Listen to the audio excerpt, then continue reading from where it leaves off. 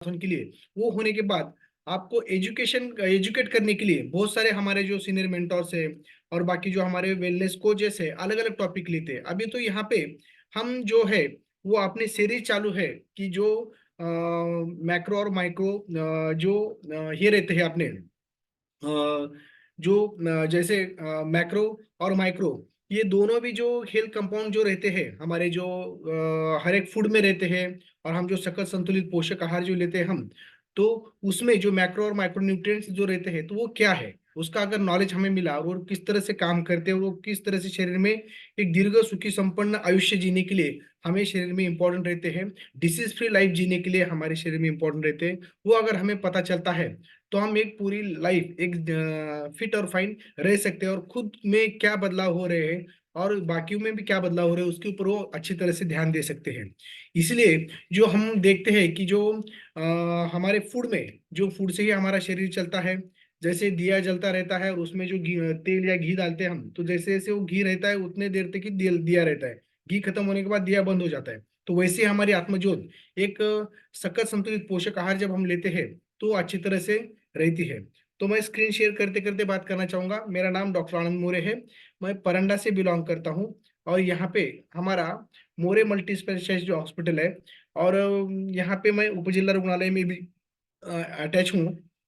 इस फोरम से गए 2 साल से जुड़ चुका हूँ। पहले तो हमारे मैडम डॉक्टर रमा मोरे ये ज्वाइन हुए थे, और यहाँ ज्वाइन होने के बाद उन्होंने उनका 2 महीने में ही 8 किलो वजन कम करके पेट के घेर के इंचेस बहुत सारे लॉस किए थे और जल्दी फिटनेस पे आए थे। और मैं हालांकि जब 87 किलो मेरा वजन बढ़ चुका था, क्योंकि मेरा खुद का हॉस्पिटल, सरकारी हॉस्पिटल, मेरा कोविड हॉस्पिटल भी था, सरकारी में भी कोरोना हॉस्पिटल, फिर उसके साथ साथ मैं आरोग्य अमृत, आरोग्य के संविधान, ऐसी कुछ किताबें भी लिखता था, जिसकी वजह से मेरे शरीर के ऊपर से थोड़ा ध्यान हट गया था और जो लाइफस्टाइल जो मेरी सीडेंटरी चल रही थी।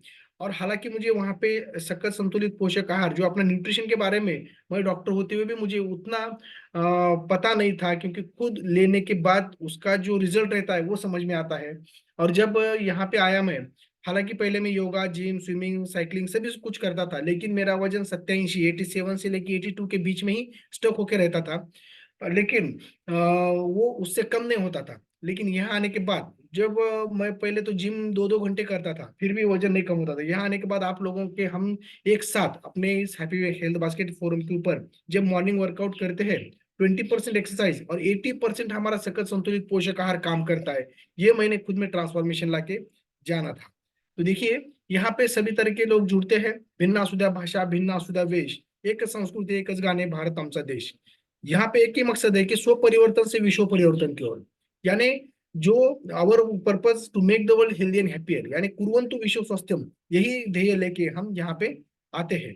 देखिए, न्यूट्रिएंट्स में मैंने बोला था कि जैसे मैक्रो न्यूट्रिएंट्स और माइक्रो न्यूट्रिएंट्स, तो ये दोनों ही है। तो उसमें देखिए कि जो शरीर को ज्यादा मात्रा में जो लगता है उसे मैक्रो कहा जाता है। जैसे हमने बचपन में पढ़ा था कि मैक्रो और माइक्रो, मैक्रोसाइटिक, माइक्रोसाइटिक, यानी मैक्रो यानी थोड़ा सा बड़ा और माइक्रो यानी छोटा। जो शरीर में ज्यादा मात्रा में लगता है तो वो क्या है, कार्बोहाइड्रेट, फैट, प्रोटीन्स, ये मैक्रो न्यूट्रिएंट्स है। तो these are the nutrients required in large amount by our body need these nutrients component for energy and to maintain the body structure and system। तो ये हमें पता रहना चाहिए।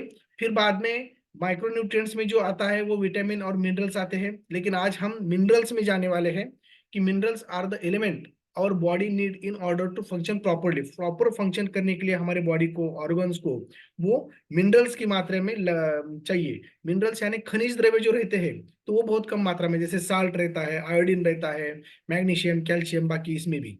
और ये मिनरल्स में भी कभी कभी थोड़ा ज्यादा मिनरल्स लगने वाले कैल्शियम जैसे रहते हैं, और मैग्नीशियम भी रहता है, और जो कम मात्रा में लगने वाले रहते हैं वो सिलेनियम, कॉपर, आयोडीन, ये सभी। तो इसमें भी माइक्रो में न्यूट्रिएंट्स में भी मैक्रो और माइक्रो ऐसे छोटे पार्ट्स पड़ते हैं।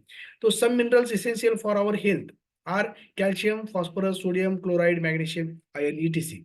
देखिए, डेफिनेशन अगर हम देखेंगे तो solid naturally occurring inorganic substance, जो इनऑर्गेनिक सब्सटेंस यानी खनिज द्रव्य, basically mineral is an element और chemical compound that is normally crystalline, crystal form में रहते हैं, that is normally has been formed as a result of geological processes, ये geological processes में यानी खनिज उत्पत्ति जैसे बोलते हैं हम, तो उसमें ये नेचुरली तैयार होते हैं हमारे सॉइल में। मिनरल्स इन साइंस, देखिए more than 4,000 minerals have been identified.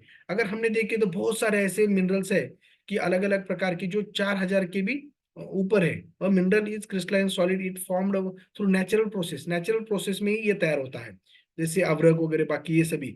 It has specifically chemical compound, physical properties, इसमें बहुत सारे अलग अलग माइका, हेलाइट, कैल्शियम, बहुत सारे है इसमें। तो टाइप ऑफ मिनरल्स में फिर मैक्रो मिनरल्स और माइक्रो मिनरल्स देखेंगे। आज हम मैग्नीशियम और सिलेनियम ले रहे हैं, तो मैग्नीशियम में मैक्रो न्यूट्रिएंट्स मिनरल्स में आता है और माइक्रो मिनरल्स में सिलेनियम आता है। तो हम दोनों के बारे में देखने वाले हैं। और ये अपने फार्मूला 1 और फार्मूला 2 जो मल्टीविटामिन, इसमें ये ज्यादा करके पाया जाता है। तो अलग अलग प्रकार के मैक्रोन्यूट्रिएंट्स में ये सभी आते हैं। तो मैग्नीशियम जो है सबसे पहले, तो important mineral plays role in more 300 enzyme reactions. जो शरीर में एंजाइम जो रहते हैं अलग अलग प्रकार के, तो जो रिएक्शंस अलग अलग होते हैं तो उसमें ये काम आ जाता है। तो नेचर एंड सीड, जिसमें nut seeds, dark green vegetable, whole grains, ये हम आगे देखने वाले हैं। तो ज्यादा करके हमें पता है कि बोन में कैल्शियम की जरूरत रहती है, विटामिन डी की जरूरत रहती है, इतना हमें पता है। लेकिन जो मैग्नीशियम है वो बोन फॉर्म होने के लिए, जो मैग्नीशियम और विटामिन डी का यूटिलाइज करने के लिए वो सबसे इंपॉर्टेंट काम करता है। It plays important role in glucose control and insulin metabolism also. देखिए कि ये डायबिटीज, ये इसमें भी जो ग्लूकोज कंट्रोल और मेटाबॉलिज्म जो रहता है उसका सेलुलर लेवल को, उसके लिए भी मैग्नीशियम की बहुत इंपॉर्टेंट जरूरत रहती है। It help to maintain health of muscles, जो मसल्स हमारे स्ट्रांग रहना चाहिए, वीक हो जाएंगे समझो तो फ्लैसिड मसल हो जाएंगे, तो इसके वजह से जो मसल्स में भी हमें इसका ज्यादा करके यूज होता है। जो मैग्नीशियम का सिंबल हमें पता है Mg2 प्लस। तो इस प्रकार से ये it is occurring just 1% for the bone mass, पूरे बोन मास में खाली 1% ही रहता है, कैल्शियम ज्यादा ज्यादा परसेंट में रहता है। तो इस प्रकार से हम, magnesium is the fourth most abundant cation in the body. तो magnesium is mainly seen in intracellular fluid, वो फ्लूइड जो रहते हैं हमारे शरीर में, जो हम ज्यादा ज्यादा वाटर लेते हैं तो वाटर बैलेंस जो बॉडी का रहता है, तो इंट्रासेलुलर और एक्स्ट्रा सेलुलर ऐसे अलग प्रकार के दो सेल्स रहते हैं, तो उसमें मैग्नीशियम की मात्रा ज्यादा रहती है। And it is the second most prevalence intracellular cation body distribution. तो human body content 25 gram of magnesium, पूरे शरीर में 25 ग्राम मैग्नीशियम हमारे शरीर में रहता है। About 60% of which is complexes with calcium and phosphorus in bone, उसमें से भी 60% वो हमारे बोन्स में रहते हैं। और इस प्रकार से ये, और एक्स्ट्रा सेलुलर फ्लूइड में भी सोर्सेस हम देखने वाले हैं। ये देखिए इसकी सोर्सेस, ये जो मैग्नीशियम के है, यानी हड्डी को अच्छा रखना, मसल्स को ताकतवान रखना, और हमारे हर एक सेल का फंक्शन और ग्लूकोज ट्रांसफॉर्मेशन ठीक तरह से होने के लिए ये सभी चीजें इंपॉर्टेंट रहती है खाने में। अलग अलग प्रकार के जो तृण धान्य रहते हैं, जिसमें अलग अलग प्रकार के फल भाजिया, पाले भाजिया जो रहते हैं, इसमें देखिए आलमंड, स्पिनच, केशव नट्स जो रहते हैं, काजू, सोयाबीन। तो हमारे जो शेक बनता है और उसमें जो प्रोटीन रहता है वो सोया प्रोटीन ही ज्यादा करके रहता है। ओट्स का भी हम ज्यादा यूज करते हैं, और उसमें अलग अलग प्रकार के पीनट्स जो है वो अलग अलग इसमें पाए जाते हैं। ब्राउन राइस में भी ये ज्यादा करके पाया जाता है। ये अलग अलग प्रकार के फल सब्जी और पत्ता सब्जी, ये सभी चीजें इसमें आ जाते हैं। और ज्यादा करके जो मैग्नीशियम है वो अपने sunflower seeds 420 milligram, wheat germ जो है वो 308 मिलीग्राम, केशव नट्स यानी हमारे काजू में ये ज्यादा रहते हैं, स्पिनच, पालक में, सालमोन, ये अलग अलग प्रकार के, इसमें ब्रोकोली, बनाना, बनाना में भी 36% मैग्नीशियम है, उसमें पोटेशियम भी है, बनाना में बहुत अच्छा काम करता है ये। तो इस प्रकार से ये हमें शरीर को मिलता है। और ये जो है मैग्नीशियम इज को फैक्टर, यानी सपोर्टिव फैक्टर जो रहता है वो अलग अलग प्रकार के एंजाइमेटिक शरीर में रिएक्शन लाने के लिए। लास्ट का देखिए कि magnesium includes the secretion of PTH, यानी जो थायराइड, पैराथायराइड जो ग्लैंड है, वो हाइपोमैग्नीसिया में अगर चली जाती है तो हाइपोपैराथायराइडिज्म हो जाता है, उसी वजह से थायराइड भी हो सकता है। तो इसलिए मैग्नीशियम ये शरीर में हार्मोनल बैलेंस के लिए बहुत अच्छा काम करता है। तो उसी प्रकार से ये magnesium required for DNA replication process, यानी हमारे जो जीन्स के भी प्रोसेस जो रहते हैं एक से दूसरी तरफ ट्रांसफर होने के लिए, वो मेंटेन रखने के लिए भी ये मैग्नीशियम काम करता है। तो अलग अलग प्रकार का मैग्नीशियम रेज जो है यहाँ पे बताया है, 70% of magnesium exit in free state and remaining 30% is protein bound, यानी प्रोटीन के साथ ये बॉन्ड होके रहता है, ये अच्छी तरह से एब्सॉर्प्शन होता रहता है।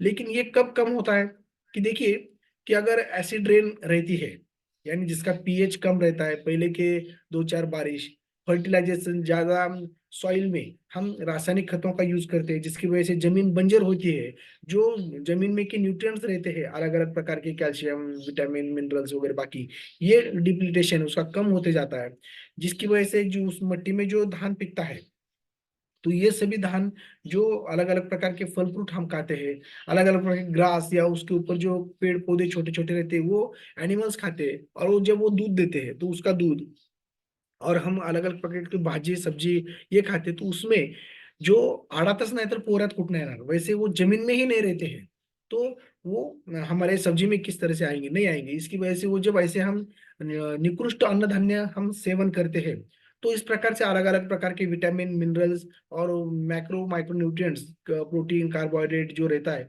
उसका कमतरता आ जाती है। और न्यूट्रिशनल डिफिशियंसी डिसीजेस बहुत सारे शरीर में, 70% आजकल की न्यूट्रिशनल डिफिशियंसी जो है उसकी वजह से जो बीमारी हो रही है, वो डॉक्टर के पास आ रहे हैं लोग। तो उसी प्रकार से ये अलग प्रकार के, उसमें भी हमें बैड हैबिट्स अगर रहते हैं, डाइट अगर हमारा अच्छी तरह से, ये सकल संतुलित पोषक नहीं रहता है। अभी तो साइंटिस्टों ने प्रूव किया है कि अपने खान पान में 10 में से 9 लोग ऐसे हैं कि जिसमें प्रोटीन की कमतरता रहती है इंडिया में। तो जिसकी वजह से ये सभी न्यूट्रिशनल डेफिशिएंसी होता है, और उसमें भी एब्सॉर्प्शन डिसऑर्डर्स होते हैं, अलग अलग प्रकार के डिसीजेस शुरू हो जाते हैं, मेडिसिन, इसकी वजह से मैग्नीशियम डिफिशियंसी ज्यादा हो जाती है।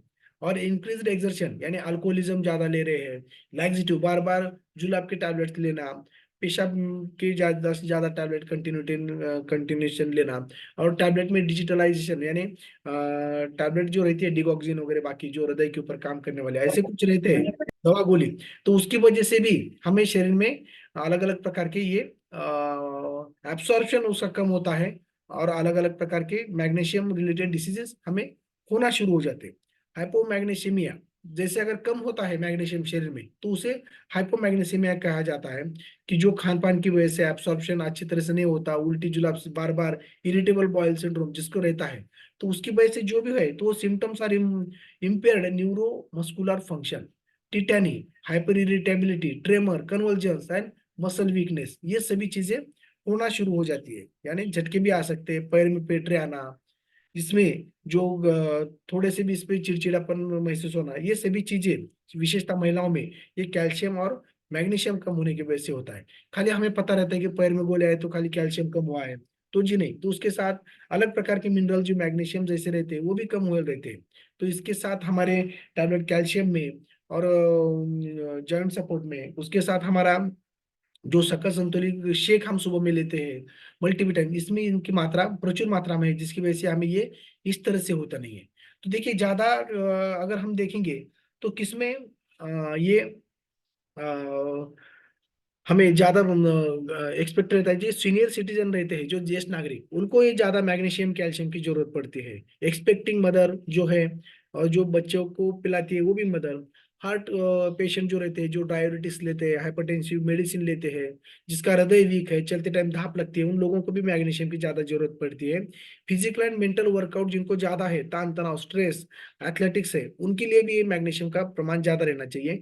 During slimming and other diets, also diabetics, यानी डायबिटीज हो या जिसको वेट लॉस हम करते हैं, मैराथन में पार्टिसिपेट करते हैं, तो स्पेसिफिकली मैग्नीशियम की जरूरत ज्यादा पड़ती है। इसलिए तो हमारे सकल संतुलित पोषक आहार शेक जो हम लेते हैं, उसका इंपॉर्टेंट बहुत रहता है। कोई बोलेगा कि मैं खाली वर्क वेट लॉस करूंगा, तो उसके साथ उसके मसल्स भी वीक हो जाएंगे, उसका बोन मास भी कम होता जाएगा, और वो फैट भी कम होता जाएगा। तो वो वेट लॉस जब करेंगे तो शरीर को तकलीफ होने वाली है, उससे बहुत सारे अलग अलग प्रकार के प्रॉब्लम शरीर में हो सकते हैं। इसलिए तो हमारे बॉडी को स्टार्वेशन खाली जो वेट लॉस करना है तो वो खाली उपवास करके या गलत कुछ खा के नहीं करना है। तो अच्छी तरह से उसको लो कैलोरी डाइट लेके और वो बहुत सारा न्यूट्रिएंट्स डेंस उसमें रहना चाहिए, जो मसल्स को और बोन को स्ट्रांग बनाता है और हेल्दी फैट लॉस करता है। तो उसी प्रकार से हमारा बीएमआर बढ़ा के हेल्दी फैट लॉस हो जाता है अपने शेक से। तो इस प्रकार अलग अलग प्रकार के मेंटल इलनेसेस भी बहुत सारा हमारे मैग्नीशियम से भी हो जाते हैं, क्योंकि उसको सेवरल न्यूरोनल जो बोलते हैं हम मैग्नीशियम डिफिशिएंसी होती है, नर्वस सिस्टम और मसल ये दोनों के इसमें ये ज्यादा मायना रखता है, जिसकी वजह से देखिए माइग्रेन से लेके इरिटेबिलिटी, कंफ्यूजन, एंजाइटी, अलग अलग प्रकार के पार्किंसंस, डिलीरियम, अलग अलग प्रकार के प्रॉब्लम्स, इतना सारा ये खाली मैग्नीशियम डिफिशियंसी से भी हो सकता है। तो इसलिए मेंटल हेल्थ रखने के लिए भी हमें मैग्नीशियम की बहुत इंपॉर्टेंट होता है। अगर ज्यादा हो जाता है तो भी थोड़े से हमारे मस्कुलर्स वगैरह बाकी के प्रॉब्लम आ जाते हैं। तो ये सिस्टम वाइज देखते हैं हम कि किस तरह से मैग्नीशियम डिफिशियंसी होने के बाद सर की तरफ देखेंगे तो हेडेक, डिजीनेस, कंफ्यूजन वगैरह बाकी, और अलग अलग नेक की तरफ जाएंगे तो क्रैम्प्स आना, शोल्डर पेन होना, हृदय को कार्डियक अरिथमियाज में भी हृदय की जो गति रहती है वो अनियमित हो जाती है। तभी भी हम कभी कभी मैग्नीशियम आयम देते हैं, ज्यादा कुछ रहा तो आईवी में भी डाल के दे सकते हैं। ज्यादा करके हम आयम जब यानी कमर पे इंजेक्शन जो रहता है इंट्रामस्कुलर वही देते हैं, तो उसकी वजह से क्या होता है कि जो मैग्नीशियम डिफिशियंसी रहती है तो वो कंट्रोल में आ जाती है, जिसकी वजह से कार्डियक रिदम भी अच्छे हो जाते हैं और मसल्स की जो वीकनेस है वो भी दूर हो जाते हैं। देखिए गैस्ट्रो इंटेस्टिनल यानी पेट की भी उसमें प्रॉब्लम्स, यूरिनरी ट्रैक्ट, पैरास्थेसिया, अलग अलग प्रकार के प्रॉब्लम्स ये मैग्नीशियम यानी डिफिशियंसी हो जाती है। यानी ये कितना जबरदस्त ये मैग्नीशियम जो मिनरल है वो इंपॉर्टेंट है। देखिए fact, for every molecule of sugar you consume it takes 54 यानी 54 molecules of magnesium for your body to process it. यानी चीनी कम खाना चाहिए। क्यों बोलते हैं हमारे आचार्य सर, जब वो बोलते हैं या कोई दिनचर्या सेशन लेता है हमारे मेंटर्स, तो बोलते रहते हैं कि 5 भूतों से दूर रहिए, जो सफेद भूत है, जिसमें साबूदाना है या अपना चीनी है, उसमें फिर नमक है, दूध है, इस तरह से मैदा है। तो ये भूतों में जो चीनी है तो वो जहर जहर जो रहता है चीनी, तो उसको एक मॉलिक्यूल को पचाने के लिए 54 मैग्नीशियम का मॉलिक्यूल इंपॉर्टेंट रहता है। इसलिए चीनी कम खाए और मैग्नीशियम ज्यादा ज्यादा जो फल फ्रूट रहते हैं उसमें ज्यादा ले। और जब हम अपना शेक लेते हैं तो उसमें मैग्नीशियम अच्छी तरह से जाता है। तो ये use in 300 reactions in body, important for bone health, helps keep blood pressure normal, promote restful sleep, नींद के लिए भी, मेंटल हेल्थ के लिए भी, good for muscle strength, need for vitamin D assimilation यानी विटामिन डी एब्सॉर्प्शन करके bone strong करने के लिए भी मैग्नीशियम की जरूरत रहती है। एड्स वेट लॉस यानी वेट लॉस में भी ये बहुत इंपॉर्टेंट काम करता है। हेल्पफुल फॉर प्रेगनेंसी, प्रेगनेंसी के लिए बहुत इंपॉर्टेंट रहता है, क्योंकि प्रेगनेंसी में जब ब्लड प्रेशर बढ़ता है और जब पेशेंट बीपी ज्यादा बढ़ने की वजह से उसको कन्वल्जन्स आना शुरू हो जाती है, तो हम मैग्नीशियम प्रचुर मात्रा में उनको हम पेशेंट को देते हैं। तो उसमें जो झटके आ जाते हैं प्रेगनेंसी में, तो वो भी उसका first line of treatment magnesium ही है, और वो ज्यादा ज्यादा हम देने की कोशिश करते हैं, जिसकी वजह से वो उनके झटके कम हो जाते हैं। तो मिनरल्स में ये ज्यादा मात्रा में लगने वाला था मैग्नीशियम, और उसमें भी माइक्रो कम लगने वाला सिलेनियम है, कि जो उससे भी कम मात्रा में लगता है, वो माइक्रो ग्राम्स में लगता है समझो। इट्स सिंबॉलिक जैसी, it is present in approximately 25 human proteins, अलग अलग प्रकार के। तो ये जो रहता है, तो ये ज्यादा करके थायरोडॉक्सिन रिड्यूस द जो थायराइड हार्मोन्स रहते हैं तो उसमें भी ये ज्यादा करके काम आता है। तो देखिए कि माइक्रो मिनरल्स बोला था मैंने, सिलेनियम फंक्शन जो है विटामिन ई एब्सॉर्प्शन, जैसे मैग्नीशियम कैल्शियम एब्सॉर्प्शन में इंपॉर्टेंट रोल प्ले करता था, तो वैसे ही विटामिन ई एब्सॉर्प्शन में और पार्ट ऑफ एंजाइम ग्लूथाथियोजन पेरोक्सीडेज, जो अलग अलग प्रकार के शरीर के हार्मोनल बैलेंस के लिए इंपॉर्टेंट रहते हैं। और विटामिन ई जो रहता है वो हमारे शरीर के अच्छा मरम्मत के लिए और नए सेल फॉर्म के लिए इंपॉर्टेंट रहता है। तो उसको एब्सॉर्प्शन ये सिलीनियम नहीं रहता है तो शरीर में होता नहीं है। तो इसलिए देखिए कि ये विटामिन को भी रहेंगे हम खाएंगे, लेकिन सिलीनियम की मात्रा कम हो जाएगी, तो हमारे शरीर को यूटिलाइज तरह अच्छी तरह से होता नहीं है। तो डिस्फंक्शन की वजह से अगर डिफिशियंसी हो गई, उसकी कम हो गया सेलेनियम, तो व्हाइट मसल डिसीजेस अलग अलग प्रकार के, रिटेन्ड प्लेसेंटाइन रुमिनेंट्स, लो फर्टिलिटी, डायरिया, हाँ, लो फर्टिलिटी यानी जिसको बच्चे होते नहीं, बाकी ये नहीं है जो से जिसे हम वंध्यत्व वगैरह बाकी बोलेंगे, तो ये सभी चीजों में ये जरूरत पड़ती है। तो अलग अलग प्रकार हम आगे देखेंगे कि selenium was found to prevent liver cell necrosis and muscle dystrophy। तो देखिए जो उसको लिवर के प्रॉब्लम रहते हैं, लिवर सिरोसिस, फैटी लिवर, और लिवर यानी पचन का पहला द्वार रहता है, अगर उसमें से अच्छा बाइल जूस निकलता है, तो वो खाए हुए जो हमारे आहार में जो फैट रहता है, जो अनडाइजेस्टेड वगैरह बाकी फूड मटेरियल, तो उसको पचाने में ये बाइल जूस इंपॉर्टेंट काम करता है। और वो लिवर सेल वो बाइल जूस बनाते हैं, और बाइल डक्ट और बाइल गॉल ब्लैडर में हमारे वो स्टोर होके रहता है। और जब खाना हम खाते हैं, और वो खाना आमाशय से आगे जब निकलता है, तो ये इंजेक्शन की तरह जो हमारे गॉल ब्लैडर में जो प्रिपेयर रहता है, स्टोर होके रहता है, तो वो कम से कम 5 to 10 cc वो हमारे फूड में मिक्स हो जाता है, फिर अच्छा आगे का डाइजेशन शुरू हो जाता है। तो लेकिन लीवर सेल अगर नेक्रोसिस हो जाते हैं, तो उसकी वजह से क्या होता है कि अच्छी तरह से बाइल जूस ठीक तरह से कम नहीं होता, और पचन इंद्रिय का द्वार खराब होने की वजह से अच्छा डाइजेशन होता नहीं, पेट गच रहना, पेट साफ होना नहीं, एसिडिटी, फिर बाद में पाइल फिशर फिस्टुला, ये सभी आगे के प्रोसेस शुरू हो जाते हैं। तो सिलेनियम लीवर के लिए बहुत इंपॉर्टेंट रहते हैं। और जो अल्कोहलिक पेशेंट रहते हैं, तो उनमें जब लीवर खराब हो जाता है, तो उनके जो प्रिपरेशंस दिए जाते हैं अलग अलग प्रकार के डॉक्टर के इसमें, तो उसमें सिलेनियम ज्यादा मात्रा में रहता है। Yes, total body content of selenium around 10 milligram, ये पूरे बॉडी में। मैग्नीशियम जो था वो 20 मिलीग्राम था, तो ये 10 milligram, and it is present mainly in liver, ज्यादा करके लीवर में रहता है। Sources, richest source are meat, seafood, liver, kidney and grains. तो इस प्रकार से ये सिलेनियम जो है, तो ये यहाँ से पूरा प्लेस में मिल जाता है। और जो अपना शेक है, उसमें सिलेनियम की मात्रा ही प्रचुर मात्रा में जो शरीर को डेली रिक्वायरमेंट को लगती है, उतनी वहां पे अपने शेक में मौजूद है। तो selenium is absorbed mainly from the duodenum. तो डिओडिनम से वो यानी छोटी आंत जो रहती है, तो वहां से वो एब्सॉर्ब होता है। और जब ये एब्सॉर्ब होता है, तो ये प्लाज्मा प्रोटीन के साथ बाइंड होके शरीर में वो काम करने लगता है। Main route to excretion of selenium appears to be through urine, urine के द्वारा वो उसका काम होने के बाद बाहर निकल के जाता है। जैसे विटामिन ई एब्सॉर्प्शन करने में मदद करता है, बॉडी को हेल्दी रखने के लिए वो हेल्प करता है, और फिर बाद में वहां से निकल के जाता है। सिलेनियम एंड सिलेनोसिस्टीन यानी अलग अलग प्रकार के एंटीऑक्सीडेंट जो एंजाइम्स रहते हैं, जो हमें एजिंग प्रोसेस होने में रोकते हैं, और हमारा जो कैलेंडर एज है वो अच्छी तरह से रखता है, और बायोलॉजिकल एज जो बढ़ता है हमारा, वो उसको रोकने में मदद करता है।